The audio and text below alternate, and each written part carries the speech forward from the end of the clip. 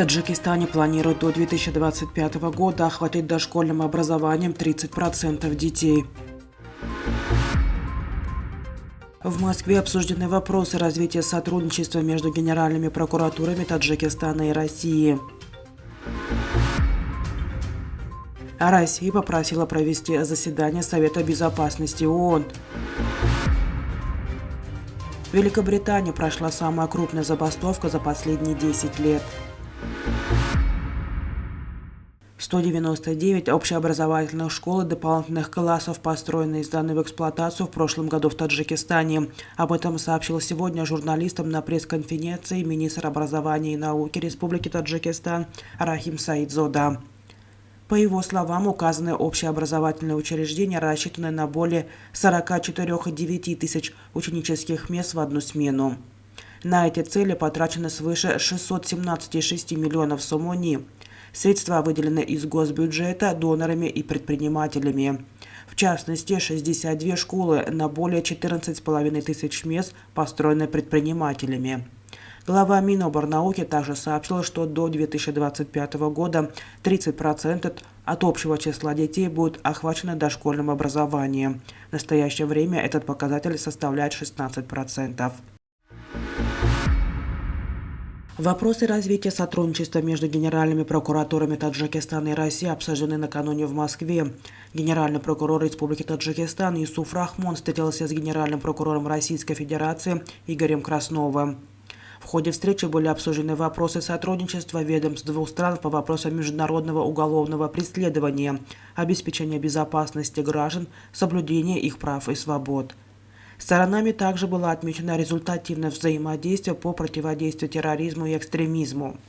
Состоялся обмен мнениями по вопросу подготовки молодых специалистов по линии прокуратуры и повышения их квалификации, сообщает посольство Республики Таджикистан в Российской Федерации. Также стороны обсудили предстоящую встречу экспертов двух стран по вопросам борьбы с нелегальной миграцией и торговлей людьми, сообщает Генпрокуратура Российской Федерации. Россия попросила провести заседание Совета Безопасности ООН, чтобы обсудить ситуацию в Украине 8 февраля. Об этом сообщила постоянный представитель Мальты при ООН Ванесса Фрейзер, которая председательствует в Совбезе в феврале. Эту информацию подтвердил в Телеграм постпред России Дмитрий Полянский. По его словам, на заседании будут обсуждаться перспективы мирного урегулирования украинского кризиса в условиях нарастающих поставок западного оружия. 23 февраля состоится заседание Генеральной Ассамблеи ООН по этой же теме. По словам заместителя главы МИД Украины Минеи Джапаровой, по итогам заседания Генассамблеи планирует выпустить резолюцию по урегулированию военного конфликта в Украине на основе плана из 10 пунктов, который составил украинский президент Владимир Зеленский. Кроме того, 24 февраля, в день начала военной операции России, Совбез ООН обсудит ситуацию в Украине на министерском уровне. Однако принимать какие-либо резолюции не планируется, сказала Ванесса Фрейзер. В Великобритании прошла самая крупная забастовка за последние 10 лет. В ней участвовали около 475 тысяч машинистов, поездов, учителей, сотрудников университетов и государственных служащих, сообщает CNN. Из-за акций протеста по всей стране закрылись тысячи школ, отменили лекции в университетах, нарушена работа общественного транспорта, остановлены железнодорожные перевозки. Люди массово бастуют из-за заработной платы и условий труда, ведь уровень жизни продолжает ухудшаться из-за роста инфляции, отмечает издание. Шествие организовали члены Национального профсоюза образования 1 февраля. Люди прошлись от Портленд-Плейс, что в центральной части города, до Вестминстера.